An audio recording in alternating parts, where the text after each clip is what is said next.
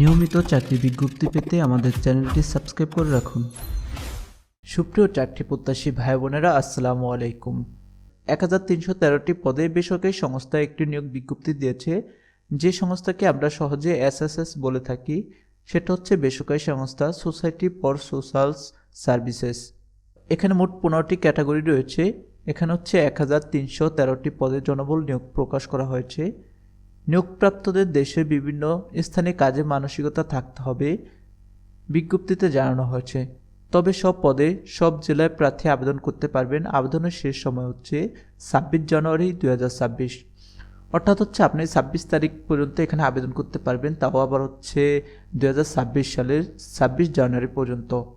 তো প্রিয় উপস্থিতি, এখানে আবেদন করার জন্য আপনার কী কী শিক্ষাগত যোগ্যতা লাগবে, আপনার কী কী কাগজপত্র লাগবে, আপনি কিভাবে আবেদন করবেন, কোন ওয়েবসাইটের মাধ্যমে আবেদন করবেন, A to Z থাকছে এই ভিডিওটি কেউ স্কিপ করবেন না।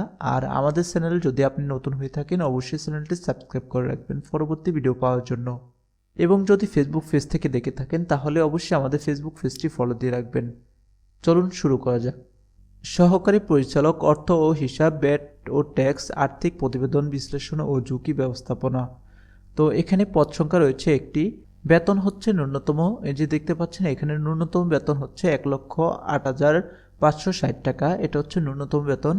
আর আপনার সর্বোচ্চ বেতন হতে পারে 1,35,700 টাকা।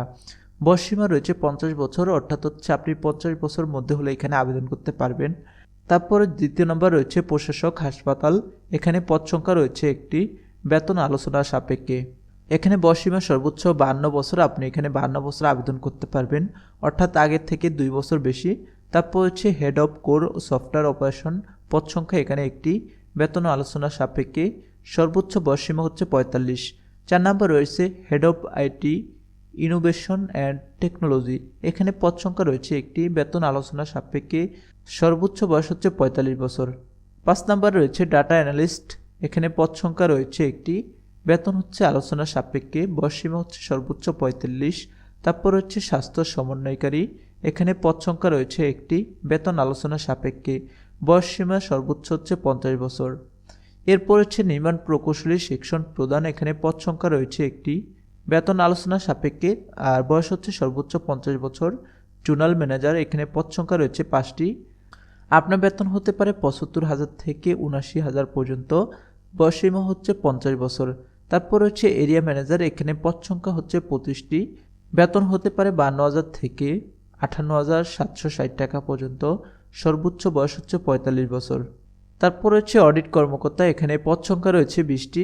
আপনার বেতন হতে পারে 43,008 টাকা থেকে 53,760 টাকা পর্যন্ত। বয়সসীমা রয়েছে সর্বোচ্চ 35 বছর, অর্থাৎ হচ্ছে আপনার সর্বোচ্চ 35 বছরে আপনি এখানে আবেদন করতে পারবেন। তারপর হচ্ছে জোনাল হিসাব কর্মকর্তা। এখানে পদ সংখ্যা রয়েছে 5টি। আপনার বেতন হতে পারে 44,608 টাকা থেকে শুরু করে 55,760 টাকা পর্যন্ত। বয়সসীমা রয়েছে সর্বোচ্চ 35 বছর। তো এরপর রয়েছে সিনিয়র অফিসার ক্রেডিট শাখা ব্যবস্থাপনা। পদ সংখ্যা রয়েছে এখানে 50টি। বয়সসীমা হচ্ছে সর্বোচ্চ 40 বছর। অটোমোবাইল প্রকৌশলী। এখানে পদ সংখ্যা রয়েছে একটি। বেতন হচ্ছে আলোচনা সাপেক্ষে। বয়সসীমা সর্বোচ্চ 40 বছর। 14 নম্বর রয়েছে অফিসার ক্রেডিট সহকারী শাখা ব্যবস্থাপক। এখানে পদ সংখ্যা রয়েছে 200টি। তো এখানে হচ্ছে তারা আপনাকে প্রশিক্ষণ দিবে। প্রশিক্ষণকালে যে 4 মাস সেখানে আপনি বেতন পাবেন 16,000 টাকা। তারপর হচ্ছে আপনার বেতন 33,568 টাকা থেকে শুরু করে 41,960 টাকা পর্যন্ত হতে পারে। তো 16,000 যে টাকাটা, এটা হচ্ছে আপনি 4 মাস যে প্রশিক্ষণ, সেই প্রশিক্ষণকালে টাকা পাবেন। এরপর হচ্ছে বয়সসীমা সর্বোচ্চ 32 বছর। তারপর হচ্ছে 15 নম্বরে অ্যাসিস্ট্যান্ট অফিসার ক্রেডিট সিনিয়র মাঠ সংগঠক। এখানে পদ সংখ্যা রয়েছে 1000। প্রশিক্ষণকালে 2 মাস, বেতন 12,000 টাকা। তারপর হচ্ছে 29,248 টাকা থেকে 36,560 টাকা পর্যন্ত আপনার বেতন হতে পারে। সর্বোচ্চ বয়সসীমা হচ্ছে 32 বছর। তো এই ছিল বিভিন্ন ক্যাটাগরি। এরপর রয়েছে আবেদনের নিয়ম। উপনির্বাহী পরিচালক এসএসএস বরাবর আবেদনপত্র স্বাক্ষর সহ, প্রার্থীর পূর্ণাঙ্গ জীবন বৃত্তান্ত স্বাক্ষর সহ এবং অন্যান্য প্রয়োজনীয় কাগজপত্র প্রেরণ করতে হবে। আবেদন সরাসরি অথবা ডাকযোগে জমা দেওয়া যাবে। আবেদনপত্র প্রেরণের ঠিকানা উপনির্বাহী পরিচালক সোসাইটি ফর সোশ্যাল সার্ভিসেস বা এসএসএস, ভবন foundation office, Mymensingh road, Tangail.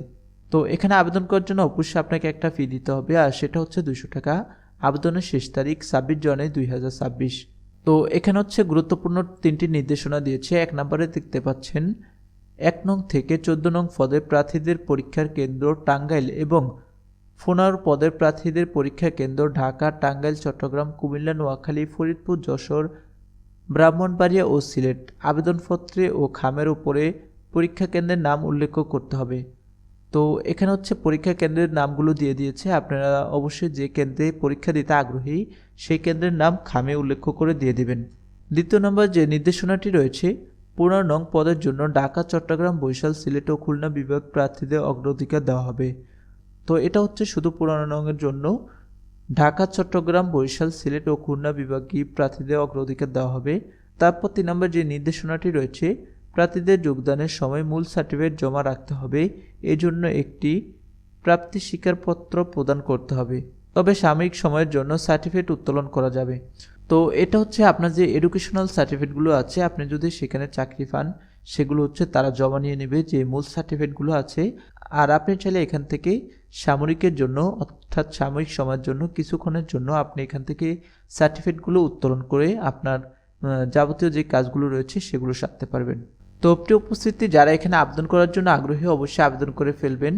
26 তারিখ 2026 সাল পর্যন্ত সময় আছে, অর্থাৎ হচ্ছে জানুয়ারি মাসের 26 তারিখ পর্যন্ত সময় রয়েছে। আপনি অবশ্যই আবেদন করে নেবেন।